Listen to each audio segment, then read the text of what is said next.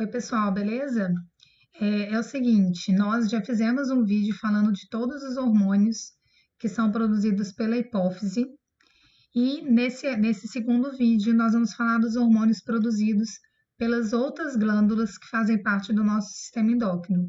Lembrando que isso é uma aula para o 8º ano, ok? É a aula número 2 dessa série de videoaulas que eu estou produzindo para vocês, tá? Bom, vamos só fazer uma retomada do fato de que o hipotálamo atua junto com a hipófise, tá? O hipotálamo produz sinalizadores, que são hormônios específicos que estimularão a hipófise a produzir os seus hormônios, tá? Cada hormônio que um detalhe importante, tá, pessoal? Que talvez eu não tenha deixado claro no vídeo anterior, é que o hipotálamo produz vários hormônios e esses vários hormônios vão estimular a hipófise a produzir vários hormônios específicos àquele que o hipotálamo enviou, beleza? Ou seja, se o hipotálamo manda o hormônio a hipófise vai produzir o hormônio A1. Se o hipotálamo manda o hormônio B, a hipófise vai produzir o hormônio B1 e assim sucessivamente, beleza? Ou seja, né, para cada um desses hormônios que a hipófise produz, existe um hormônio hipotalâmico que vai induzir a hipófise a produzir cada um desses hormônios, tá? Uma outra observação também que eu esqueci de falar é que existem duas regiões na hipófise. Existe a hipófise posterior, anatomicamente posterior, e a hipófise anterior, tá? E aqui tem uma imagem que representa, né, que sintetiza, na realidade, cada um dos hormônios que a hipófise produz e os órgãos-alvo, tá? Inclusive, se vocês quiserem aproveitar essa imagem e anotar no seu caderno, acho que fica legal fazer esse registro, beleza? Bom, vamos dar continuidade ao estudo dos nossos hormônios, falando da glândula tireoide, tá? A glândula tireoide, ela está na base do nosso pescoço, né? Então, vamos continuar anotando aqui. Vamos falar lá da glândula tireoide, ok? Então, nós falamos da hipófise no vídeo anterior. A partir de agora, a gente vai falar da tireoide, tá? O que a tireoide faz, pessoal? A tireoide produz hormônios chamados tiroxinas, tá? Existem dois tipos de tiroxinas. Existe a tiroxina T3 e a tiroxina T4. E as tiroxinas, elas têm a função de regular a velocidade do nosso metabolismo. Ou seja, todas as reações químicas que o nosso corpo faz são reguladas por esses hormônios T3 e T4 produzidos na glândula tireoide, tá? As pessoas, né, assim, existe um nível ideal para a produção de T3 e T4, tá? Uma produção insuficiente ou excessiva desses hormônios podem gerar condições chamadas de hipo ou hipertireoidismo, tá? Então, o hipotireoidismo é caracterizado por uma produção insuficiente dos hormônios da tireoide, tá? Dos hormônios T3 e T4, beleza? E essa produção insuficiente dos hormônios gera um metabolismo, uma redução da velocidade do metabolismo. E quais são os sintomas dessa redução da velocidade do metabolismo? A pessoa fica com uma maior necessidade de dormir, então a pessoa sente sono, tá? A pessoa tem a tendência de ganho de peso, ok? Muitas vezes a pessoa é depressiva, tá? Enfim, e todos os problemas decorrentes, muitas vezes, da obesidade, essa tendência a ganho de peso pode gerar obesidade, tá? Então, essas são as consequências principais aí da redução da função da tireoide, tá? O hipotireoidismo, pessoal, ele pode ser decorrente de uma doença autoimune, ok? E aí a pessoa, para resolver esse problema, ela faz uma reposição hormonal. Ela toma diariamente um comprimido que tem substâncias similares aos hormônios T3 e T4, beleza? Agora, existe o caso contrário, né? Existe a situação chamada de hipertireoidismo, tá? Que é uma condição gerada pela produção excessiva dos hormônios T3 e T4, tá? Isso gera um aumento da velocidade do metabolismo, tá? A pessoa, em geral, ela é muito acelerada, ela tem uma tendência de perder peso muito facilmente, o que pode gerar muitas condições relacionadas principalmente ao estresse, ok? A hipertensão, o que não é nada legal, tá? A pessoa pode, inclusive, infarto ou ter AVC. Então, o hipertireoidismo não é nada legal. A melhor forma de se tratar, melhor não, em alguns casos, na realidade, a melhor forma de se tratar o hipertireoidismo é retirar completamente a glândula, tá? E a glândula, ao ser retirada, a pessoa precisa posteriormente fazer a reposição normal, a reposição hormonal, da mesma forma que a pessoa que tem hipotireoidismo realiza, beleza? Então, falamos aí da glândula tireoide, tá? Vou destacar aqui que todos esses hormônios, né, toda essa historinha que eu contei até agora foi sobre a glândula tireoide, beleza? Bom, existe junto, deixa eu só mostrar para vocês aqui, que junto com a glândula tireoide existem essas regiões chamadas de glândulas paratireoides, tá? Na glândula paratireoide é produzido um hormônio chamado de paratormônio, ok? Que é responsável por retirar o cálcio dos ossos e jogar esse cálcio no sangue, beleza? E também o paratormônio ajuda na absorção do cálcio lá no sistema digestório, tá certo? O paratormônio, ele atua junto com um outro hormônio chamado de calcitonina, tá? Que tem uma atuação contrária ao próprio paratormônio. Então, enquanto o paratormônio tira o cálcio do osso e joga o cálcio para dentro da corrente sanguínea, a calcitonina faz o contrário. Ela tira o cálcio da corrente sanguínea e deposita esse cálcio no osso, tá?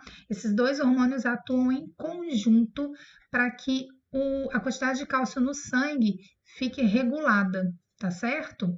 Bom, então vamos escrever aqui que a glândula paratireoide produz o paratormônio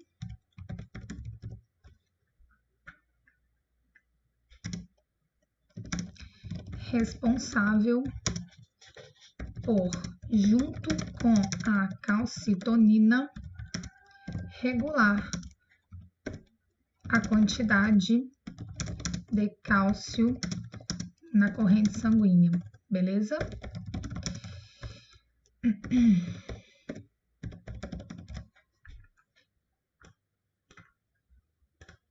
Perfeito. Vamos continuar aqui, então. Vamos lá para as glândulas suprarrenais, tá? Lembrando que as glândulas suprarrenais são glândulas presentes acima, no supra-rim, né? Na região suprarrenal, ou seja, em cima dos rins. Nós temos 2 rins, portanto, temos 2 glândulas suprarrenais. Bom, só um minutinho.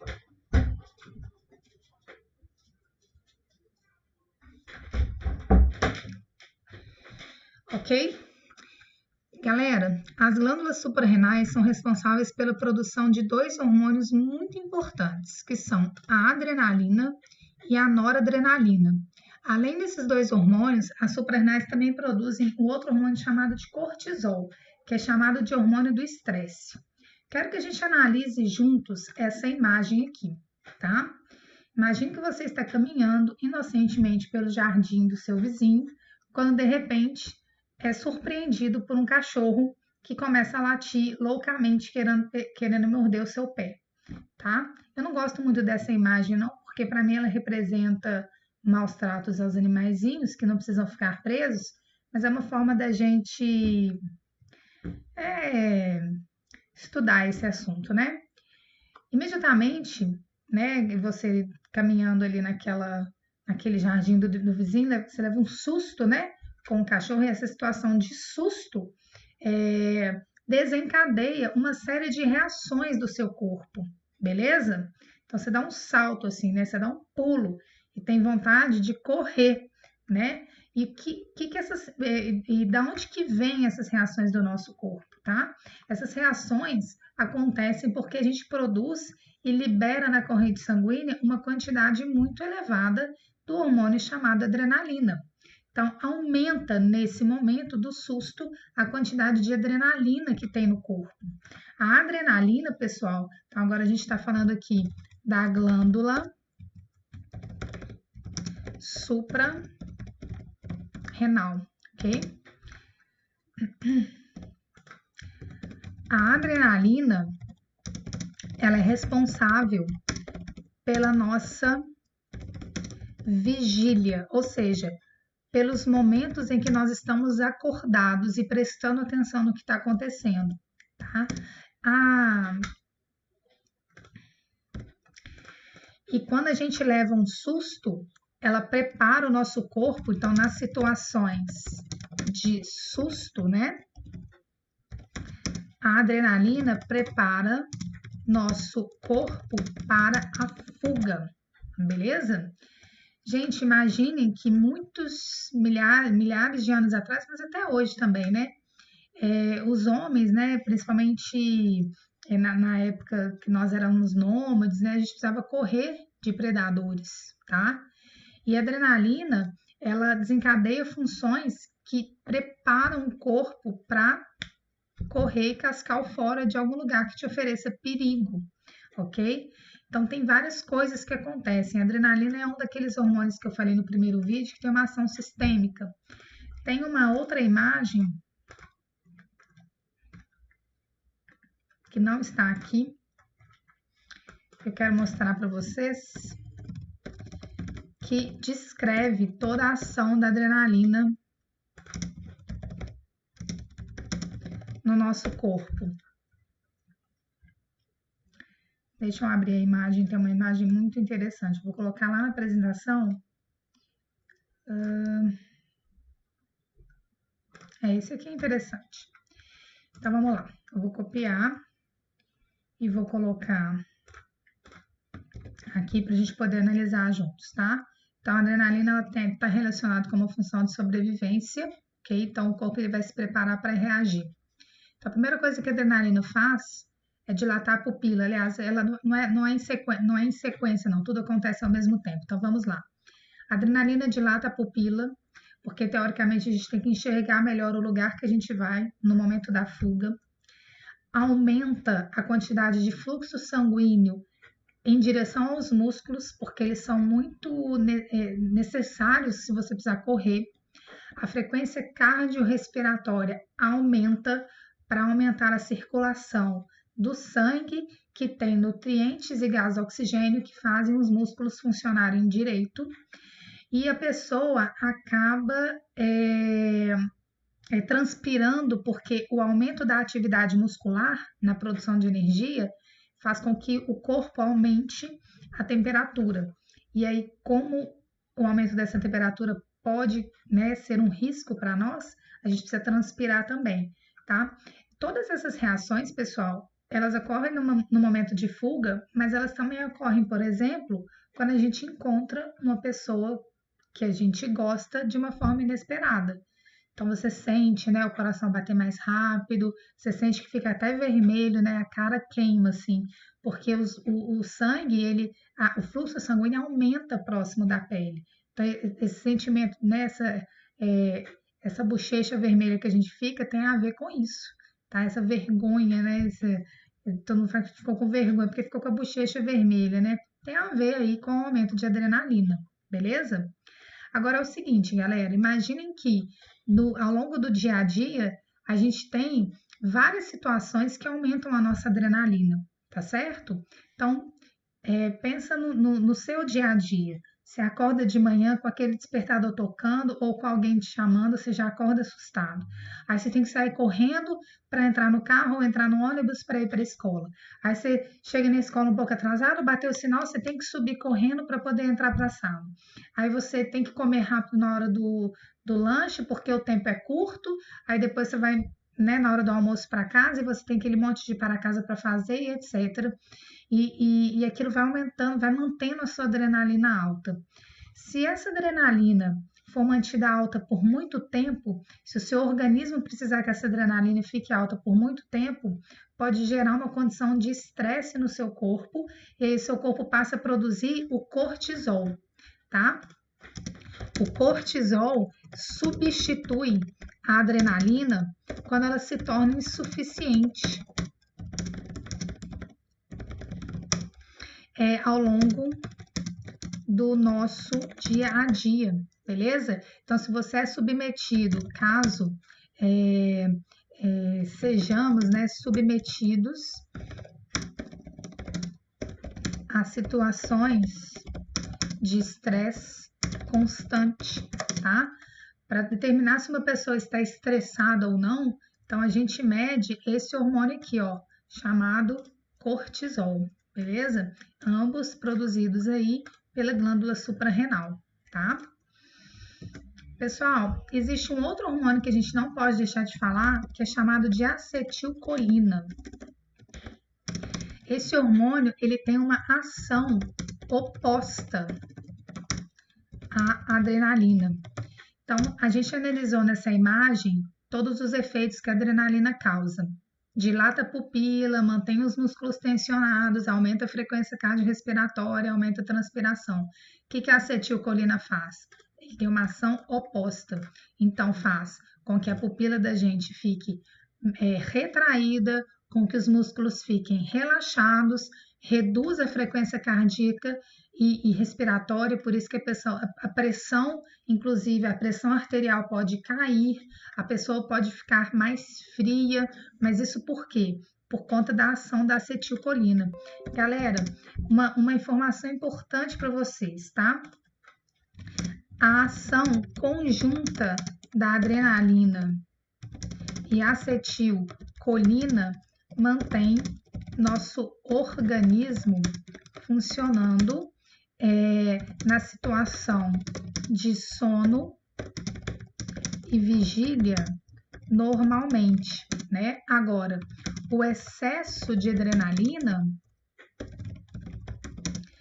pode gerar o excesso de acetilcolina, caracterizando uma situação que a gente chama de efeito rebote, tá? O que é o efeito rebote? É uma ação exagerada da acetilcolina por conta de uma ação exagerada da adrenalina, tá? Então, voltando para aquela situação do livro, voltando para essa situação. Logo após o susto, o que esse menino pode ter? Então, ele pode sair correndo, aí na hora que ele se afasta do perigo, ele pode até desmaiar de tanto susto que ele levou. Muitas pessoas até fazem xixi na roupa, né? Sim? Pode desmaiar, faz xixi na roupa, sente o corpo mole. Isso tudo porque inicialmente ele levou um susto, aumentou muito a adrenalina, aí ele correu, se afastou da situação de perigo e quando o cérebro dele percebe que o perigo já está longe, ele entra num estado de relaxamento, tá? E esse estado de relaxamento ocorre por causa da ação da acetilcolina, que tem uma ação oposta à adrenalina, beleza? A gente chama esse efeito de efeito rebote, tá? Muitas vezes a pessoa desmaia por conta de um susto logo após a ação desse efeito rebote. Estou só verificando aqui o tempo do vídeo, ainda estou dentro a gente pode continuar, tá? Galera, então nós falamos já sobre a glândula tireoide, a paratireoide e a suprarrenal. Nós vamos continuar, nós vamos finalizar conversando um pouco sobre o pâncreas e depois os testículos e os ovários eu vou deixar para outra aula, beleza? Porque eles vão, vou falar rapidamente, mas nós vamos descrever um pouco melhor essas duas glândulas num outro momento. Pessoal, o pâncreas é aquela glândula que eu comentei com vocês, que é chamada de glândula anfícrina, tá? Porque ele possui uma região endócrina que produz hormônios que são a insulina e o glucagon. E existe também uma região exócrina que produz enzimas, né, que vão fazer parte aí da função digestória do nosso corpo, beleza? Bom, ok. A insulina e o glucagon também têm uma ação conjunta, tá? E a ação conjunta desses hormônios visa a manutenção do nosso nível de glicose no sangue, beleza? Uma informação importante: a glicemia, tá? É a quantidade de glicose no sangue. A glicose é utilizada para que as nossas células possam produzir energia, para que as células possam produzir energia, tá? E a glicose entra no nosso corpo quando nos alimentamos de alimentos ricos em carboidratos, beleza? Então, essas informações aqui são importantes, tá? Existem alguns níveis de glicemia, tá? Algumas categorias, vamos dizer assim. A categoria que a gente chama de hipoglicemia é quando a glicose está em níveis baixos, tá? A glicemia normal, a glicose está em níveis adequados. E a hiperglicemia é caracterizada pelo aumento dos níveis de glicose no sangue, tudo bem? É importante a gente entender essas três palavrinhas para a gente dar continuidade a partir daqui. Como eu falei para vocês, a insulina e o glucagon são dois hormônios que atuam para a manutenção da glicemia normal. Então, é isso aqui que a insulina e o glucagon querem para o seu corpo, a glicemia normal. Agora, se a insulina e o glucagon são produzidos em quantidades não adequadas, aí a gente pode ter essas duas situações, da hipoglicemia ou hiperglicemia. Vamos entender por quê. O que a insulina faz? A insulina reduz a glicemia, beleza? Ou seja, estimula a entrada de glicose do sangue em direção às células, tá? Então, isso aqui a insulina faz. O glucagon ele tem um efeito contrário, ele aumenta a glicemia, ou seja, estimula a liberação da glicose das células em direção ao sangue, à corrente sanguínea, tá? Agora, quais situações que a insulina e o glucagon atuam, né? Então, nós vamos pensar no momento que a gente se alimenta. Quando a gente come alguma coisa, o pâncreas recebe a informação de que a gente está comendo e começa a produzir a insulina, tá? Por quê? Porque depois que a gente come, toda a glicose, ou melhor, uma parte da glicose vai ser absorvida e vai para dentro da corrente sanguínea, estimulando, ou melhor, permitindo que haja um aumento dos níveis de glicose no sangue, a partir da digestão dos alimentos. Só que essa situação ela não é interessante para o nosso corpo. Dessa forma, o pâncreas produz a insulina para que essa glicemia volte ao normal, tá? Para que a glicemia volte para níveis adequados, ok?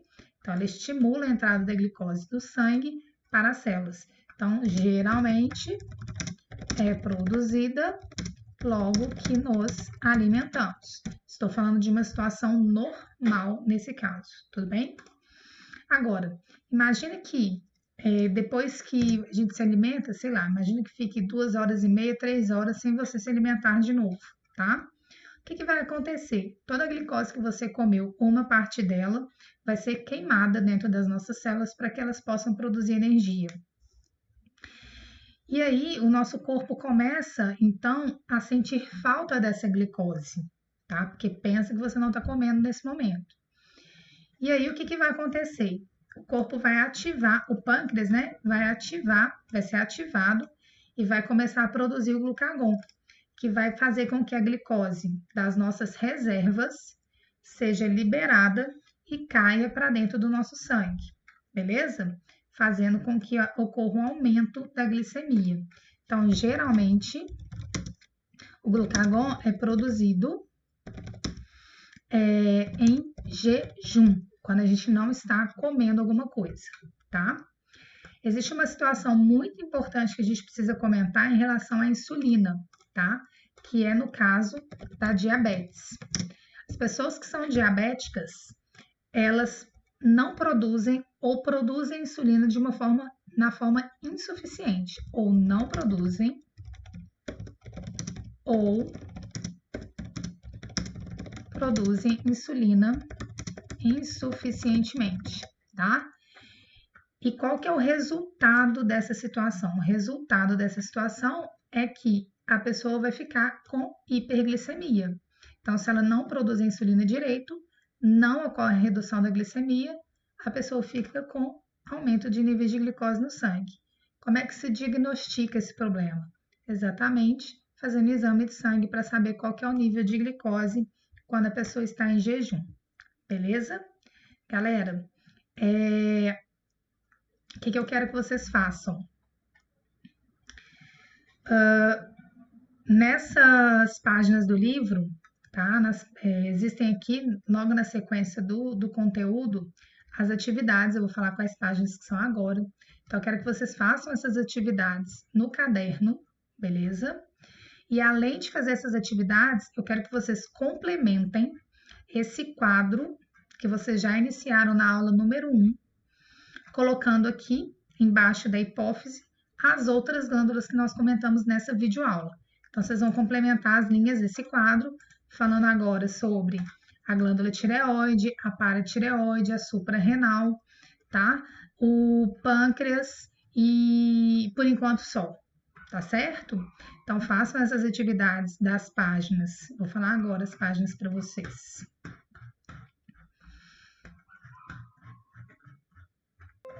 Lá no sumário, essas atividades estão nas páginas 60 e 61, beleza? E anotem também o conteúdo, façam esse registro aqui no caderno manuscrito e complementem aquele quadro. Vocês têm bastante tarefa para essa semana. Na semana que vem eu vou comentar todas essas atividades e a gente vai dar continuidade ao estudo de ciências, beleza? Muito obrigada pela atenção. Um beijo para vocês.